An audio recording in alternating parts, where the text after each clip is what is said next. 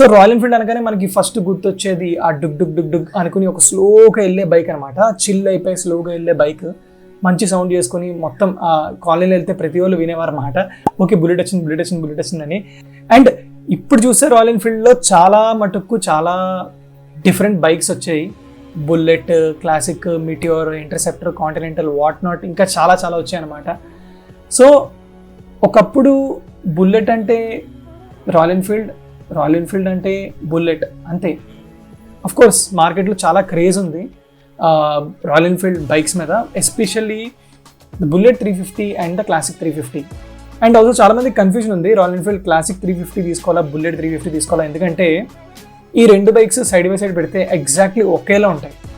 And ఈ రెండు bikes యొక్క డిఫరెన్సెస్ ఏంటో నేను చాలా షార్ట్గా క్విక్గా నేను ఈ వీడియోలో చెప్పబోతున్నాను. ఈ వీడియోని లాస్ట్ వరకు చూడండి, సో దట్ మీకు ఈ వీడియో చూసిన తర్వాత maybe it will definitely help you to take a decision. మీరు డెసిషన్ తీసుకోవడానికి డెఫినెట్లీ హెల్ప్ అవుతుందని నేను ఆశిస్తున్నాను ఈ వీడియో చూసిన తర్వాత. So let's jump in to it.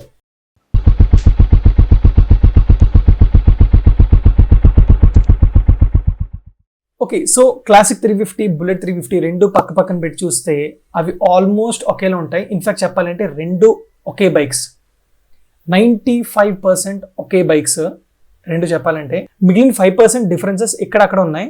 So first we'll talk about ఈ రెండు బైక్స్ 95% ఎక్కడ common. Okay, mainly first thing, ఈ రెండు బైక్స్ యొక్క చాసీ సేమ్, ఈ రెండు బైక్స్ యొక్క engine J series Royal Enfield engine 350cc అది కూడా same. The gearing same, the wheel size ఆ రెండు సేమ్. మిగిలిన యాక్సెసరీస్, మెకానికల్ యాక్సెసరీస్ ఏవైతే ఉన్నాయో అన్నీ సేమ్, ఎక్కడ డిఫరెన్స్ లేదు. 95% సిమిలారిటీస్ ఉన్నాయి. రెండు చెప్పాలంటే నా దృష్టిలో రెండు ఒకేలాంటి బైక్స్. ఇప్పుడు ఈ 5% డిఫరెన్స్ ఏవైతే ఉన్నాయో అది డెఫినెట్లీ రైడింగ్ ఎక్స్పీరియన్స్ అనేది కొంచెం చేంజ్ చేస్తుంది. సో ఇప్పుడు ఈ 5% డిఫరెన్సెస్ గురించి మాట్లాడదాం. నెంబర్ 1, క్లాసిక్లో బుల్లెట్లో డిఫరెన్స్. ఫస్ట్ డిఫరెన్స్ ఏంటంటే ట్యాంక్ డిజైన్ కొంచెం డిఫరెంట్ ఉంటుంది. నెంబర్ 2, మీకు సీట్ డిజైన్ అనేది డిఫరెంట్ ఉంటుంది. యూజువల్లీ క్లాసిక్లో మీకు స్ప్లిట్ సీట్ వస్తుంది రైడర్కి, పిలియన్కి, కానీ బుల్లెట్లో మీకు సింగిల్ సీట్ వస్తుంది. And of course battalion black వేరియంట్లో మీకు ఆ కర్వ్డ్ సీట్ వచ్చి ఆ పిలియన్కి ఒక ఫ్లాట్ సీట్ వస్తుంది అనమాట, అదొకటి. మిగిలిన వేరియంట్స్లో మీకు సింగిల్ సీట్ అవైలబిలిటీ ఉంటుంది. థర్డ్ డిఫరెన్స్, మీకు ఇంజిన్ పక్కన చూస్తే ఒక చిన్న బ్యాటరీ బాక్స్ ఉంటుంది. అది ఒకప్పుడు ఓల్డ్ బుల్లెట్లో దాన్ని బ్యాటరీ బాక్స్ అనేవారు. ఇప్పుడు దాని వెనకాల ఏమి ఉండదు, అదంతా ఖాళీ, అదంతా డొల్లా. జస్ట్ లుక్ కోసం బ్యాటరీ బాక్స్ అనేది ఒక రెక్టాంగిల్ షేప్లో ఉంటుంది. అండ్ క్లాసిక్ వచ్చేసరికి ఒక ఓవల్ షేప్లో ఉంటుంది అనమాట, అదొకటి. అది థర్డ్ డిఫరెన్స్. ఇవన్నీ లుక్సే, ఓన్లీ లుక్స్ బేస్డ్ డిఫరెన్సెస్ అనమాట.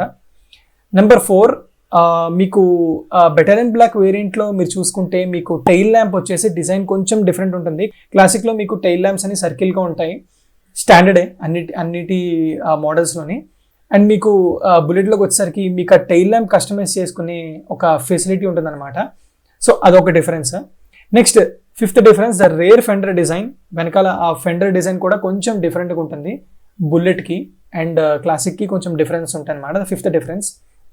ఇంకో డిఫరెన్స్ వచ్చేసరికి హ్యాండిల్ బార్ పొజిషన్ అనేది చాలా డిఫరెంట్గా ఉంటుంది క్లాసిక్కి, బుల్లెట్కి. మీరు ఒకవేళ క్లాసిక్లో కూర్చుంటే కొంచెం మీరు బైక్ లోపల కూర్చున్నట్టు మీకు ఒక ఫీలింగ్ వస్తుంది, కొంచెం లైక్ ఇలా కూర్చున్నట్టు. బుల్లెట్లో మీరు ఎప్పుడైతే కూర్చున్నారో బుల్లెట్ మీరు on the top of bike కూర్చున్నట్టు అనిపిస్తుంది. సో దట్ మీకు చెస్ట్ అంతా ఓపెన్ చెస్ట్ స్టాండ్స్లో ఇలా కూర్చున్నట్టు అనిపిస్తుంది.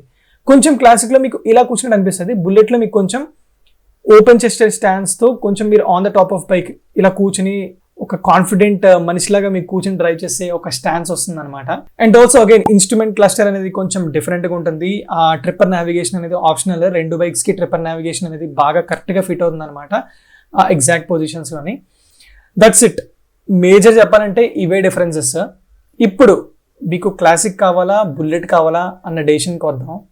ఎందుకంటే మనం ఆల్రెడీ ఈ రెండు బైక్స్ కామనాలిటీస్ అండ్ డిఫరెన్సెస్ మాట్లాడుకున్నాం. ఇప్పుడు వెదర్ నాకు క్లాసిక్ కావాలా, బుల్లెట్ కావాలా అన్న ఆస్పెక్ట్ని డిస్కస్ చేయాలి. ఫస్ట్ థింగ్ ఫస్ట్, మీరు డెఫినెట్లీ టెస్ట్ రైడ్ చేయాలి క్లాసిక్ని, బుల్లెట్ని. టెస్ట్ రైడ్ చేస్తే ఏమైతే నేను చెప్పిన డిఫరెన్స్ ఉందో డెఫినెట్లీ మీకు రైడింగ్ ఎక్స్పీరియన్స్లో మీకు తెలిసిపోద్ది మీకు క్లాసిక్ కరెక్టా, బుల్లెట్ కరెక్టా అని 100%. ఎందుకంటే స్టీరింగ్ జామెట్రీలో కొంచెం డిఫరెన్స్ ఉంటుంది, బికాస్ హ్యాండిల్ బార్ కొంచెం డిఫరెంట్ ఉంటుంది. సో స్టీరింగ్ కొంచెం డిఫరెంట్ ఫీల్ ఉంటుంది. బైక్ ఎగ్జాస్ట్ కూడా డిఫరెంట్, క్లాసిక్కి బుల్లెట్కి కొంచెం ఆ ట్యూనింగ్ అంతా డిఫరెంట్. దో ఇంజన్ అంతా ఒకటే, ఇంజన్ పర్ఫార్మెన్స్ అంతా ఒకటే. ఒకవేళ మీరు క్లాసిక్ బుల్లెట్ రెండు హైవే మీద తీసుకెళ్ళినా ఆల్మోస్ట్ ఒకే రకమైన పెర్ఫార్మెన్స్ ఇస్తుంది. Same chassis, same wheel size, everything same, engine same, gearing అంతా ఒకటే. సో మీకు ఒకేలాంటి ఫీలింగ్ అనేది వస్తుంది అనమాట వెళ్ళే కొద్దీ. ఫస్ట్ థింగ్ టెస్ట్ రైడ్ తీసుకోండి, క్లారిటీ తెచ్చుకోండి.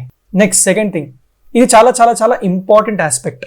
అదేంటంటే నేను ఇందాక చెప్పినట్టు క్లాసిక్కి బుల్లెట్కి యొక్క wheel size same, front wheel size ఏమైతే ఉందో రేర్ వీల్ సైజ్ సేమ్. క్లాసిక్కి బుల్లెట్కి డిఫరెన్స్ ఎక్కడా లేదు. బుల్లెట్లో అయితే మీకు spoke wheel with tube tyres వస్తాయి, అలాగే క్లాసిక్లో అయితే మీకు ఆల్మోస్ట్ అన్ని మోడల్స్కి spoke wheel with tube tyres వస్తాయి. కాకపోతే ఒక 2 మోడల్స్ మాత్రం మీకు alloy wheels with tubeless tyres వస్తాయి. సో ఇది చాలా మందికి ఒక డెసిషన్ తీసుకుని క్రిటికల్ క్రైటీరియా కావచ్చు. ఎందుకంటే స్పాక్ వీల్ విత్ ట్యూబ్ టైర్స్ ఎప్పుడైతే మీరు తీసుకున్నారో, ఒకవేళ కానీ ఇలా అవ్వకూడదు, బట్ ఒకవేళ కానీ మీరు లాంగ్ రైడ్స్కి వెళ్ళినప్పుడు పంచర్ కానీ జరిగితే ఆ టైంలో ట్యూబ్ టైర్స్ అనేవి ఒకేసారి ఫ్లాట్ అయిపోతాయి. ఒకవేళ మీరు దగ్గరున్న పంచర్ షాప్ వాడి దగ్గర తీసుకెళ్ళి బాబు పంచర్ ఉంది అంటే వాడు చేసే ఛాన్సెస్ చాలా తక్కువ. ఎందుకంటే ఫ్రంట్ అండ్ రైర్ వీల్కి డిస్క్ బ్రేక్ ఉంటుంది. ఆ డిస్క్ బ్రేక్ని తీసి హ్యాండిల్ చేసి ఆ పంచర్ని ఫినిష్ చేసి మళ్ళీ అసెంబుల్ చేయడం అనేది చాలా తతంగం. ఇలాంటి సిచ్యువేషన్స్లో చాలామంది మెకానిక్ సార్ లైట్ సార్ మేము చేయండి సార్, లైట్ తీసుకోండి, మీరు వేరే దగ్గర పట్టుకెళ్ళండి అంటారు. సో ఇలాంటి కేసెస్లో మీకు spoke wheel with tube tyres risky. నాకు ఈ గోలద్దబ్బా, నాకు హ్యాపీగా పంచర్ పడిన బండి ఒక 30, 40, 50 కిలోమీటర్ లేదంటే 100 కిలోమీటర్స్ వెళ్ళిపోయిన తర్వాత సర్వీస్ సెంటర్లో నేను అక్కడ చేయించుకుంటా పంచర్, లేదంటే పంచర్ మొత్తం టైర్ తీయాల్సిన అవసరం లే, నేను హ్యాపీగానే అలాయ్ వీల్స్ ప్లస్ ట్యూబ్ టైర్స్కి వెళ్ళిపోతా. సో ఒకవేళ పంచర్ పడినా కూడా ఇన్స్టెంట్గా టైర్ తీసేయకుండానే అక్కడికక్కడ మేనేజ్ చేసేయచ్చు, అక్కడికక్కడే పంచర్ సెట్ చేసేయచ్చు వితౌట్ టేకింగ్ టైర్. ప్రతి ఒక్కటి చేస్తాడు, ఆల్మోస్ట్ ఎవ్రీ మెకానిక్ దగ్గర బేసిక్ టూల్స్ ఉంటుంది. లేదంటే మీరు కూడా టూల్ కిట్ క్యారీ చేయొచ్చు. సో దట్ మీకు అక్కడ దిగిన మేకు కానీ ఏమైనా కానీ తీసేసి మీరే ఆటోమేటిక్గా పంచర్ని ఫీల్ చేసుకోవచ్చు అనమాట. ఒకవేళ ట్యూబ్లెస్ టైర్స్ అయితే, ట్యూబ్ టైర్స్ అయితే ఇందాక చెప్పినట్టు హెడ్ఏక్ ఉంటుంది. సో ట్యూబ్లెస్ టైర్స్ కావాలనుకుంటే మీకు డెఫినెట్లీ రాయల్ ఎన్ఫీల్డ్ ఇస్తున్న ఆప్షన్ మాత్రం క్లాసిక్ 350కి వెళ్ళాలి. లేదు మీరు జుగాడ్ చేయొచ్చు, బుల్లెట్ ఒకవేళ మీకు నచ్చినట్టయితే మీరు బుల్లెట్ తీసుకోండి. ఎందుకంటే 2 వీల్ సైజ్ యొక్క సేమే కాబట్టి క్లాసిక్లో ఉన్న అలాయ్ వీల్స్ తీసుకెళ్ళి బుల్లెట్కి పెట్టుకోవచ్చు, ప్రాబ్లం ఏమీ లే, వీల్ సైజ్ సేమ్ కాబట్టి.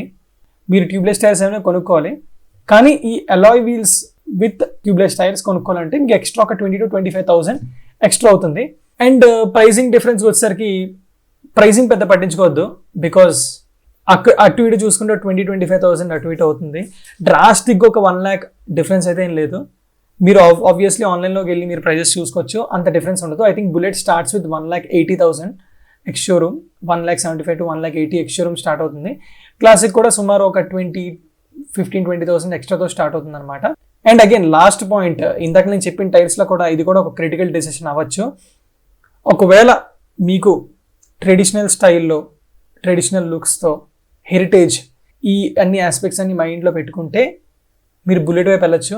లేదు నాకు కొంచెం ట్రెడిషనల్ స్టైల్లో ఉండి కొంచెం మోడర్న్ లుక్స్ కావాలి, కొంచెం మోడర్న్గా ఫీల్ అవ్వాలి, ప్లస్ నాకు అలాయ్ వీల్ ఆప్షన్ కావాలి అనుకుంటే మీరు క్లాసిక్ వైపు వెళ్ళచ్చు. మీరు డెఫినెట్లీ ఇందాక నేను చెప్పిన టెస్ట్ రైడ్ తీసుకొని మంచి డెసిషన్ తీసుకోండి. అండ్ ఆల్సో మీకు క్లాసిక్ ఇష్టం, బుల్లెట్ ఇష్టం అని కామెంట్స్లో మెన్షన్ చేయండి. అండ్ ఆల్సో ఈ వీడియో నచ్చినట్టయితే లైక్ చేయండి. అండ్ మరింత ఇంట్రెస్టింగ్ ఇన్ఫర్మేషన్ కోసం please subscribe to my channel. మళ్ళీ ఇంకొక మంచి వీడియోతో మీ ముందుకు వస్తాను. అంతవరకు సెలవు. Thank you.